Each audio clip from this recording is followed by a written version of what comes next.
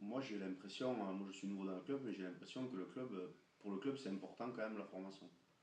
J'ai l'impression que le club fait des efforts pour les jeunes, notamment pour cette fusion, j'ai l'impression que les dirigeants se bougent beaucoup pour la fusion pour les juniors, les cadets, l'école de rugby. Alors après, je ne sais pas dans l'histoire du club s'il y a eu beaucoup de jeunes qui sont sortis de l'école de rugby de la Ligna et qui ont joué en première dans divers clubs, mais je pense que Ibos a bénéficié aussi d'une vague de tous ces juniors qui sont montés. Nous, on en a 4 ou 5. Le Marquisat doit en avoir quelques-uns aussi. Moi, je pense que oui, c'est un club.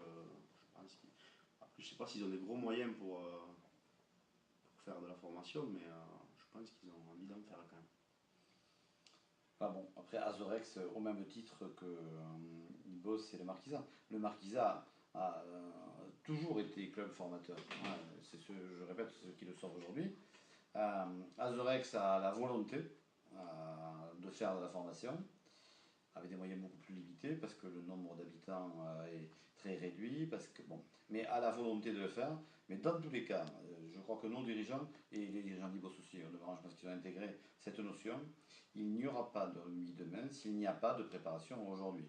Si aujourd'hui on ne bâtit pas finalement les fondations, il ne pourra pas y avoir de rugby demain.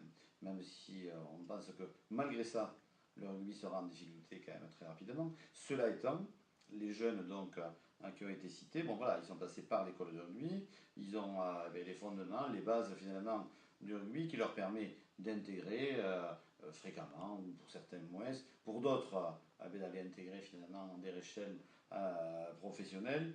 Bon voilà, donc ça veut dire que finalement le club peut être fier aussi sur ces quelques joueurs du travail qui a été réalisé en amont. Et puis éventuellement, c'est les joueurs qui feront l'équipe à Ajax demain. Parce que notre équipe elle a une tendance quand même à avoir des trentenaires. Hein. Bon, et donc demain, avec tous ces jeunes qui doivent avoir 20 ans, mais peut-être qu'on aura l'occasion de maintenir éventuellement du rugby à Azorex.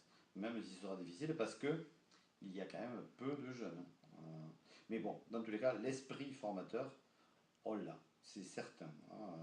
Et là, à tous les étages du club, il n'y a aucune réticence à ce que le club s'implique financièrement, parce que ça a un coût aussi, hein, des jeunes, hein, financièrement, et en termes aussi finalement d'infrastructures, de prêter des locaux, etc., aux jeunes qui n'appartiennent pas qu'à Azorex, puisque c'est le regroupement de trois clubs, et je crois que cette volonté, elle est fondamentale Oui, chez les dirigeants. puis aussi, il y a quand même des joueurs de l'équipe 1, des plus anciens qui encadrent les juniors, donc Hum.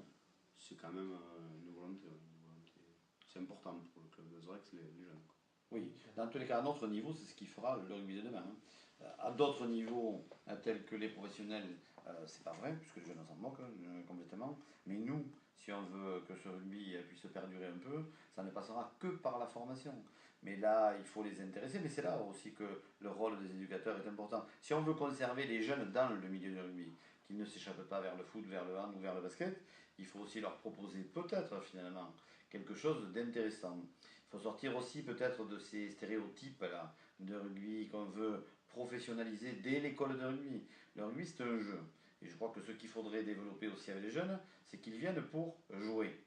Et le mot jouer et jeu, il veut dire ce qu'il veut dire. Donc, certes, la rigueur, mais pas avec des cadets ou avec des minimes ou avec des juniors. Je pense qu'on peut aussi leur proposer quelque chose de plus alléchant dans le domaine du rugby que d'être professionnel à 12 ans, ou dans tous les cas être professionnel à 100 ans. De vouloir développer l'esprit de rigueur des professionnels à 12 ans. Donc, ça veut dire que les éducateurs aussi, il faut qu'ils aient cette formation finalement, et il faut qu'ils aillent dans le sens des jeunes qui viennent pour s'amuser. Il faut qu'ils aient cette volonté de s'amuser.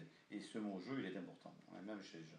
Et d'ailleurs chez les adultes aussi, au demeurant, par la même occasion, parce que quitte à passer un dimanche sur le terrain, quand on a travaillé toute la semaine, mais je crois qu'il faut s'y faire un plaisir, c'est par la même occasion.